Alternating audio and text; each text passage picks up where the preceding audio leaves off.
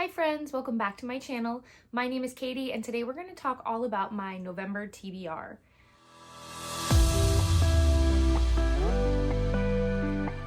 So let's be honest, my November TBR is going to be a little chaotic. I have the arcs that I have to get through from NetGalley and from different authors. I have the Get a Clue Readathon, which basically it's kind of hard to plan for because you're going to get prompts randomly throughout the month. And that's how you're going to be able to continue to go from room to room to eventually, hopefully, solve the murder. But there are bonus prompts, which I have mentioned a little bit for my team, for every team. But we're just going to get into it. I'm going to share mostly the books that I'm hoping to read for the bonus prompts. And then hopefully some of my arcs will fit in. And then I do have a couple additional books that I'm hoping to read. Hopefully I'll be able to fit them in somewhere. So let's get started. The first bonus prompt that I am doing is a book with a red cover. And for that, Brittany and I kind of decided, not officially, but that the Scarlet Veil would be our unofficial, official buddy read. And this is by, I think it's Shelby Mahern. And she also wrote the Serpent and Dove series. This is connected. I didn't know that initially going in. They are connected. And this is also about vampires. I really like the blurb on the back. It says, exhaling slowly, he stares right back, his black eyes narrowing as if I'm a puzzle he cannot quite solve. You're doing it again, he says at last. I look away quickly. Doing what? Romanticizing nightmares. That's something that I do too. Next, we're doing the 3-word title, and for that, I'm choosing Love Me Today by A.L. Jackson. This is my first A.L. Jackson book, and I'm really excited because I'm going to be doing it on the audio. One of my friends listens to audiobooks religiously. She gets through so many books, and I really trust her recs when it comes to audiobooks. And so she was saying that I should definitely listen to this one. So I'm going to do that. I'm really excited because I believe Joe Arden is the male voice and I really love him. So what I can tell you about this book is that it is a single dad, single parent romance. Basically the girl Paisley, she comes into town and she is giving riding lessons, horse lessons, things like that.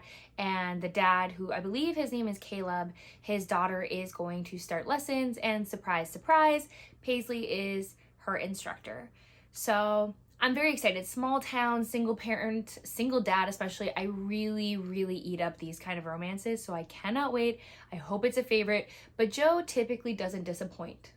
The next bonus prompt is Sapphic, and for that I chose Delilah Green Doesn't Care, and this is by Ashley Herring Blake. This is the first book that I've read by this author as well. I really liked this cover for a long time, but I never really knew what it was about. But this is a perfect time to dive into this series because I think book 3 is coming out. It says for this one, a clever and steamy queer romantic comedy about taking chances and accepting love with all its complications by debut author Ashley Herring Blake. So this is her debut novel. That's so exciting. Next bonus prompt we have is Book of the Month. And for Book of the Month, it does not have to mean that you have to have the Book of the Month copy. It can be any book the Book of the Month has featured. So any book in their catalog, if that makes sense. So you do not have to have it physically from Book of the Month. And for this, I am choosing The Unmaking of June Farrow. I have heard really, really good things about this one. And I hear also that it's a really quick read, which is perfect because this TBR is going to be long. So I need things that I can just kind of get out quickly. So it looks like in this book, June and her family have been cursed, and her mother actually disappeared I want to say 10 years ago. And now that her grandmother has passed, because her grandmother is the person who has raised her this whole time, now that her grandmother has passed, she's kind of learning more and more about the truth about the disappearance of her mother. And I believe there's time travel elements to this. It's magical realism, and there is a romance, but I really kind of want to go into this one blind. And I kind of suggest that you do too, but I've heard really, really good things. For a backlog book, I chose Caraval by Stephanie Garber. And this is because honestly, I need to get through this series so I can continue with Once Upon a Broken Heart. I also didn't realize that this is Stephanie's debut novel. So a lot of debut novels are happening in this TBR. So the little blurb says, a legendary competition, a mesmerizing romance, an unbreakable bond between two sisters. For BookTube or BookTok pick, I chose The 7-Year Slip by Ashley Poston.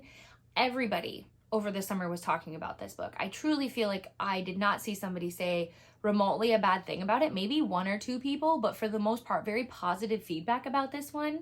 I did read her book, The Dead Romantic, so I do have high expectations. The only part I'm worried about is, to me, I feel like it gives the vibes of The Lake House, the movie that had Sandra Bullock and Keanu Reeves in it. And that movie confused the heck out of me as a child. So I'm afraid this book might be too confusing for me. Hopefully, I will be wrong. For 5-star prediction, it's no surprise that it is Iron Flame by Rebecca Yarros. I don't even know how necessarily to describe this book to anyone who hasn't read the series. So I guess I'll describe Fourth Wing. Fourth Wing, you've got boarding school vibes, you've got competitions, you've got dragons, you've got romance. There's a lot. It's very fun. How I describe it is how I felt reading ACOTAR for the first time. That's how I feel reading these books. It brings me back to the romantasy era that there's a lot going on, but it's also it is very romance focused as well, and it's just a really good time, and it's a very quick read. I feel like it's a book you don't want to put down. So Iron Flame is just a continuation of that. We're going to follow the characters after the events of what happened in Fourth Wing. I am hoping to go to the midnight launch. I haven't been to a midnight launch because they kind of stopped happening, or I haven't heard of them in a long time. And I will also be doing sprints with Vanessa on launch day on November 7th, and we'll be sprinting, I think, all day. So I will be sure to leave a link. Obviously, it won't be in the description yet, but I will have a link in my community page closer to the time. For Woman on the Cover, I chose Sorcery of Thorns. This is a book I've always wanted to read. I bought it because I really like the cover, I really like the vibes. Not to mention, I think there is a second book now. I think so. But I've always wanted to pick this one up. I don't know why I haven't, so this is the perfect excuse to finally dive into it. It says, all sorcerers are evil. Elizabeth has known that as long as she has known anything. Raised as a foundling in one of Ostermere's great libraries, Elizabeth has grown up among magical grimoires that rattle beneath iron chains, capable of transforming into grotesque monsters. When an act of sabotage releases the library's most dangerous grimoire, Elizabeth is accused of treason. With no one to turn to but her sworn enemy, the sorcerer Nathaniel Thorne, and his mysterious servant, she finds herself entangled in a centuries-old conspiracy. Not only could the great libraries go up in flames, but the world along with them. This just sounds really good. This sounds like what I used to absolutely eat up in YA fantasy, so I think I'm gonna really like this. So now we're going to move into the arcs that I need to read in November, and that's starting with Check and Mate by Ali Hazelwood. I believe this book comes out on November 7th. This book, we follow Mallory, and she has kind of been obsessed with chess for a very, very long time, but a couple years ago, it actually led to the destruction of her family, and so she was done. She didn't want to do it anymore. Mallory decides to do one last tournament, and this is for charity, but she actually ends up winning, and she also ends up beating the king killer, who is the bad boy of chess, aka Nolan. The issue is that Mallory is definitely concerned about her love for chess, especially after what it did to her family in the past, and obviously this is going to create an interesting dynamic between her and Nolan. I'm really curious to see how Ali does for YA because her adult books have been very hit or miss for me. I absolutely love her book, The Love Hypothesis, but all the rest of her books, except for the novellas, have really not been my cup of tea. So I'm really curious to see how I feel about her YA book. Then we have Do Your Worst, and this is an interesting take on a spooky romance. This follows Riley Rhodes, and she's known as the Curse Breaker, so she is not afraid of supernatural things. She's actually hired to go to this Scottish castle and to break the curse. Then we have Clark, and what we know is that he's there at this castle for redemption. I don't think we know redemption from what, but basically these two butt heads. They don't like each other, and I believe this turns into an enemies with benefits, and it is a spicy romance, so I don't know much else. I don't know that we're supposed to, but it seems fun. I really like when there's banter, I really like when there's supernatural elements, and I love when the book is open doors. Then we have Betting on You by Lynn Painter, and this book comes out November 28th. I'm so excited. I love Lynn Painter. I love her so much. She, to me, is the queen of banter. The way her characters riff off each other, there's nothing like it in my opinion. In this book, we follow Bailey and Charlie, and they both are working at this water park. During their time there, they kind of do a lot of people watching, and they decide to start placing bets on whether or not these people that they're seeing, whether or not they're going to become romantically involved. Charlie believes that men and women cannot just be friends, whereas Bailey is hoping to prove him wrong, and they might end up in their own little situationship as well. Next, I'm going to talk about 2 books that I'm also hoping to fit into this TBR. I'm really hoping that they will somehow fall in line with the Get a Clue prompts that we get from Rainy, but we will see. And the first one is The Whispers by Ashley Audrain. I fell in love, oddly in love, with her book The Push, which is not probably a book you're supposed to fall in love with, but I enjoyed it. It was intense. What I can tell you about this book is I did read the synopsis. I personally think you should go into this blind if you can. The only thing I would say is definitely check trigger warnings.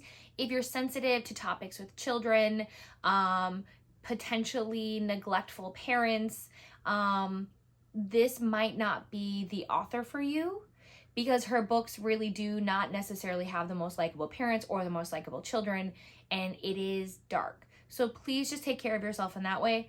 However, I've heard that if you like The Push, that you will 100% like this book. That's all I need to know. I'm really hoping that this is a hit for me this month. The last book I have is Unforgettable by Willow Astor.